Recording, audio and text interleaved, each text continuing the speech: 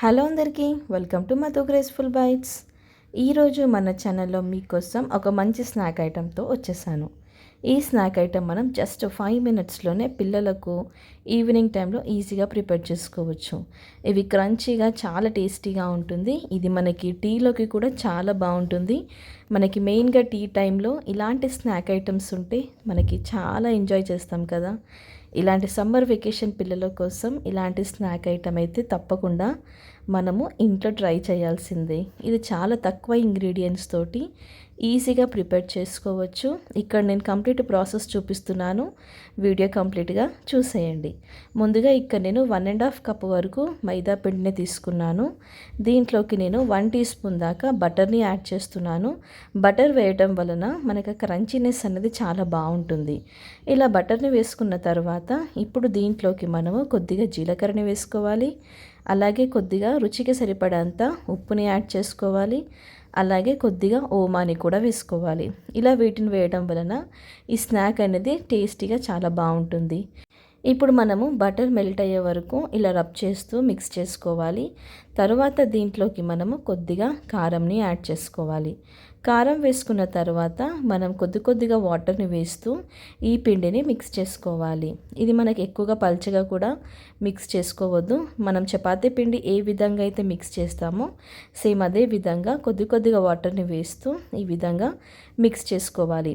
ఇలా మనం పిండిని అంతా కూడా బాగా మిక్స్ చేసుకొని ఇలా మనం రెడీగా పెట్టేసుకోవాలి. ఇక్కడ నాకు వాటర్ అయితే మనకి టీ గ్లాస్ అంత వాటర్ ఉంటుంది కదండి, అంత వాటర్ అయితే పట్టింది.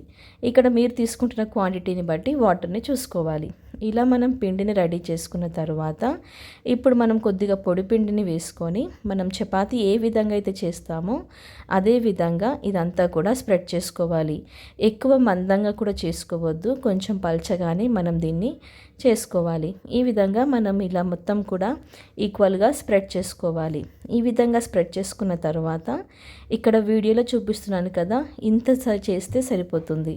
ఇప్పుడు దీనికి మనం ఒక ఫోర్క్ స్పూన్ తీసుకొని ఇలా హోల్స్ అనేది పెట్టుకోవాలి.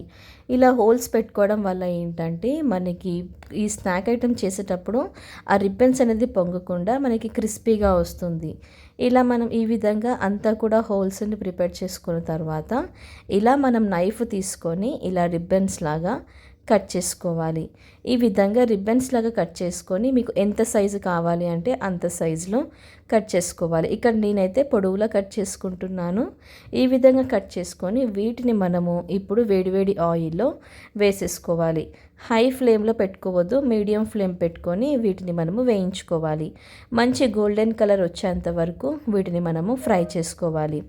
ఈ విధంగా ఫ్రై చేసుకున్న తర్వాత చూస్తున్నారు కదా, నాకైతే మంచి గోల్డెన్ కలర్ వచ్చేసింది. ఇప్పుడు వీటిని మనం ఒక టిష్యూ ఉన్న ప్లేట్లోకి తీసుకొని దీన్ని మనము సర్వ్ చేసుకుంటే ఎంతో టేస్టీ అయిన రిబ్బన్ పకోడీ రెడీ అయిపోయింది. చూసారు కదా ఎలా ప్రిపేర్ చేశానో ఈ స్నాక్ ఐటమ్.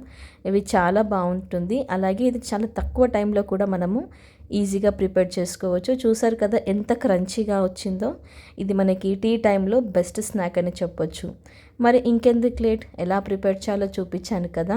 ఇప్పుడు మీరు కూడా మీ ఇంట్లో తప్పకుండా ఈ టేస్టీ అయిన స్నాక్ ఐటెంని ప్రిపేర్ చేసుకోండి.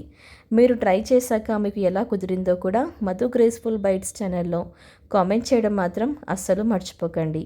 మీకు ఇంకేదైనా కొత్త వంటకం కావాలి అంటే మాకు కామెంట్ చేయండి. Thank you for watching Madhu graceful bytes. Like చేయండి, షేర్ చేయండి, సబ్స్క్రైబ్. బాయ్.